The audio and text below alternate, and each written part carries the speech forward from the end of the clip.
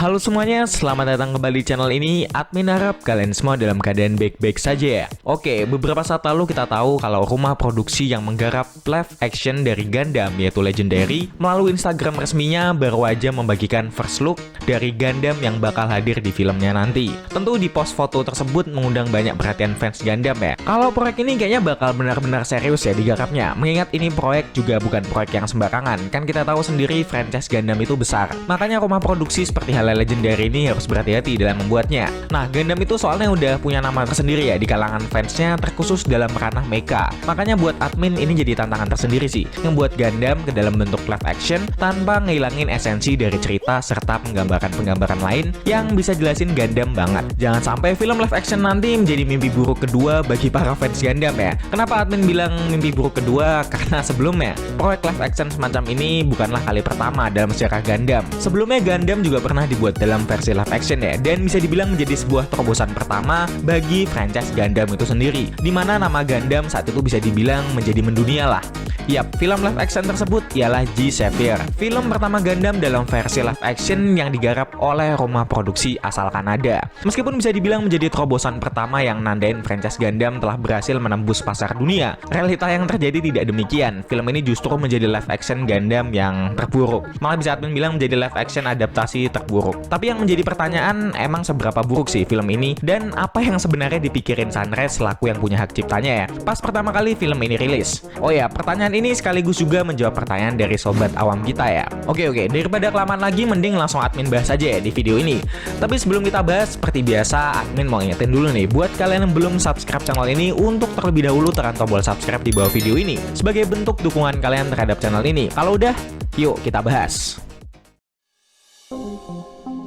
Oke, sebelum kita bahas soal kenapa film G-Savior ini bisa dikatain buruk, alangkah baiknya kalau admin jelasin dulu ya tentang film ini seperti apa. Nah, kita perlu tahu bahwa film ini merupakan film yang diproduksi dari kerjasama antara Sunrise dengan rumah produksi asal Kanada yaitu Polyester Entertainment. Meskipun dalam proses pengerjaannya Polyester Entertainment lebih banyak mengarahkannya. Jadi proses produksi ini banyak didominasi oleh rumah produksi asal Kanada ini ya. Nah, film ini dibesut dari sutradara terkenal asal Kanada yaitu Graham Campbell. Nah, film G-Savior ini sendiri berhasil dirilis pada tahun 1999 di Kanada dan disusul rilis pada tahun 2000 di Jepang. Nah, film G-Savior sendiri bercerita tentang kondisi dunia di tahun UC 0223 setelah berpuluh-puluh tahun peristiwa yang terjadi di series Victory Gundam, atau juga sudah beratus-ratus tahun setelah peristiwa perseteruan antara Federasi Bumi dan Zeon. Nah, di tahun sekarang diceritain dunia nggak lagi diperkenalkan dengan istilah Federasi, Zeon, ataupun kubu-kubu lain yang berkaitan dengan semesta UC yang mungkin selama ini kita kenal ya. Melainkan dunia saat ini dipimpin oleh sebuah badan yang dinamakan Congress of Nations Settlement atau biasa disebut Konsen.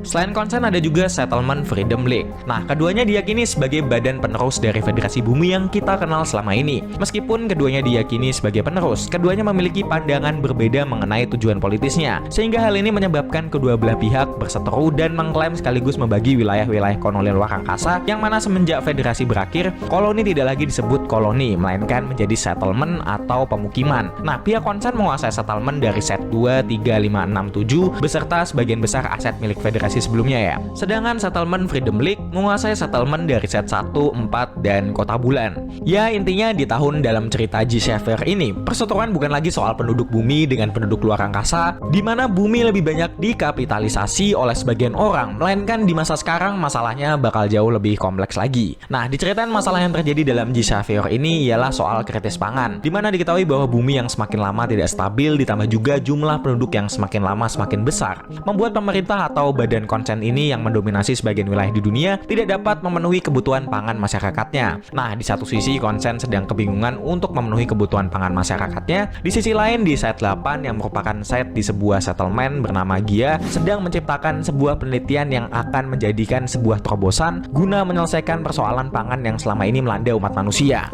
Namun mengetahui hal tersebut, pihak Konsen mencoba untuk mengambil paksa hasil penelitian tersebut yang disebut sebagai proyek pengembangan enzim bioluminescence yang nantinya digunakan digunakan untuk kebutuhan pasokan pangan ini. Namun apa yang terjadi setelah konsen berhasil mengambil alih pengembangan proyek tersebut dengan cara yang tidak baik? Proyek tersebut justru digunain untuk niat buruk dalam menguasai dunia. Nah, intinya konsen ini digambarin sebagai badan yang korup juga ya. Orang-orang di dalamnya juga busuk-busuk, layaknya federasi yang kita kenal di semesta UC sekarang. Nah, mengetahui hal tersebut, orang-orang dari set 8 yaitu Gian mencoba merebut kembali sampel penelitian tersebut, yang pada akhirnya kita diperkenalkan dengan tokoh Mark Curran yang merupakan tokoh protagonis utama yang dalam film ini tidak sengaja terlibat dalam konflik tersebut ya. BTW Mark ini termasuk ke dalam anggota militer konsen yang di sini dinamakan sebagai Congressional Armed Force atau CAF. Meskipun pada akhirnya ia membelot ke sebuah kelompok atau organisasi bernama Illuminati. Ya kayak semacam kelompok yang memperjuangkan keadilan gitu. Mungkin bisa kita samain kayak Anti-Earth Union Group dari series Zeta Gundam atau Liga Militer dari series Victory Gundam. Ya intinya gitulah. Nah, nanti yang Mark dibantu organisasi Illuminati ini akan memimpin pasukan Gian atau pasukan dari set 8 untuk pelan-pelan mengungkap niat-niat buruk yang dilakukan oleh konsen sekaligus juga melawannya ya. Mark nantinya akan melawan pasukan konsen dengan Mobile Suit G-Savior-nya yang dikembangkan oleh organisasi Illuminati.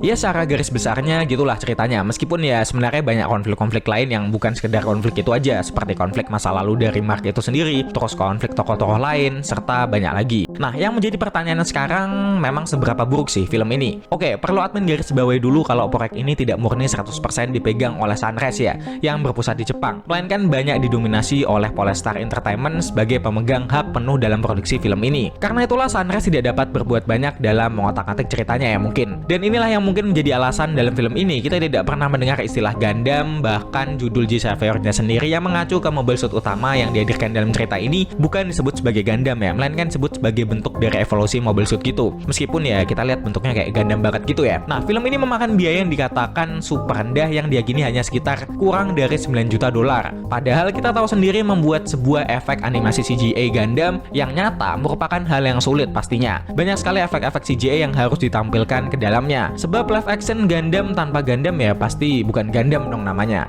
Nah, tapi sayangnya film ini nggak berhasil menyajikan hal seperti itu. Durasi kemunculan pertempuran Mobile Suit hanya muncul sebentar, ditambah juga dengan efek yang apa adanya. Ya wajar aja sih. Mau berharap kayak gimana pun efek CGI pasti disesuaikan dengan budget sedikit itu. Ditambah perkembangan CGI di tahun pembuatan tersebut belum secanggih kayak sekarang ya. Bayangin ini dibuat tahun 1999 loh. Jadi ya cukup lumayan lah buat CGI seperti itu.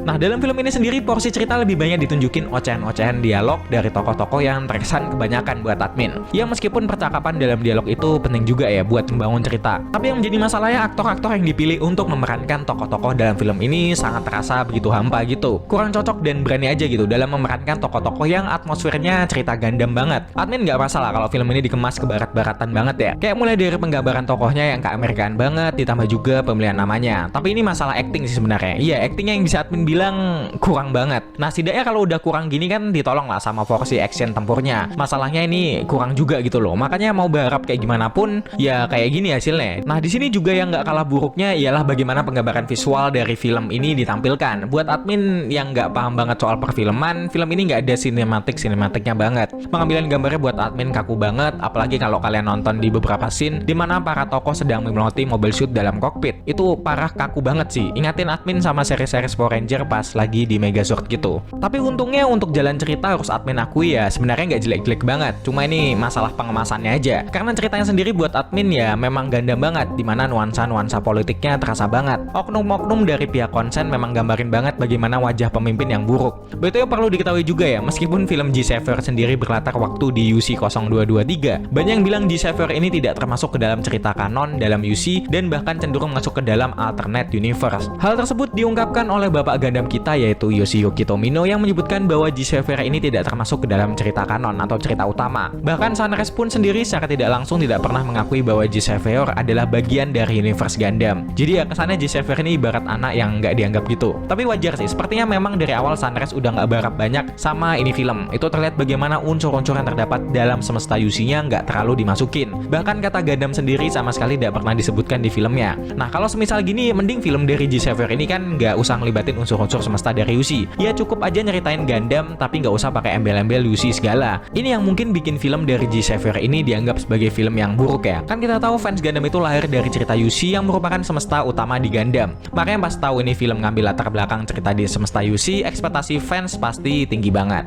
Nah, di luar dari kejelekan serta keburukan yang terdapat dalam film ini, satu hal yang mungkin cukup mengobati hati para fans Gundam yang membuat mereka masih bisa tersenyum ialah konsep desain mobile suit yang nggak terlalu mengecewakan. Contohnya aja kayak mobile suit G-Savior sendiri, yang buat admin masih keren loh. Bahkan setahun setelah perilisan film G-Savior ini, dalam rangka mempromosikan filmnya di Jepang, dirilis juga versi gamenya yang hadir dalam platform PlayStation 2, yang mana dalam gamenya ini dihadirkan kembali beberapa mobile suit yang pernah hadir di filmnya, bahkan terdapat juga beberapa mobile suit yang tidak pernah ditunjukin di filmnya. Contohnya aja kayak G3 Savior. Ya intinya G-Savior ini ketolong lah sama bentuk desain mobile suitnya. Meskipun desainnya sendiri kalau ngacu ke semesta UC ya, bisa dibilang desainnya ini ngalamin kemunduran. Kayak nggak layak aja disebut sebagai mobile suit yang diproduksi di tahun UC 0223. Tapi balik lagi, ini tetap keren kok. Nah, mungkin gitu aja sih jawaban dari admin kenapa ini film ya bisa dibilang buruk buat kalangan para fans Gundam. Tapi sebenarnya kalau kita sebagai orang awam nonton ini film tanpa ada embel-embel fans Gundamnya, atau setidaknya nggak pernah ngikutin series-series Gundam sama sekali, film ini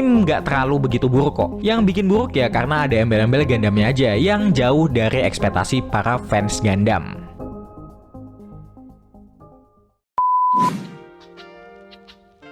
Oke, mungkin cukup sekian dulu pembahasan kita kali ini, karena pada dasarnya admin juga manusia yang penuh dengan dosa. Jika admin ada salah ucap dalam penyampaian informasi, tolong diperbaiki atau dilengkapi. Akhir kata, jangan lupa subscribe, like, komen, dan share video ini ke teman-teman kalian semua. Sampai jumpa di video-video berikutnya. Bye-bye!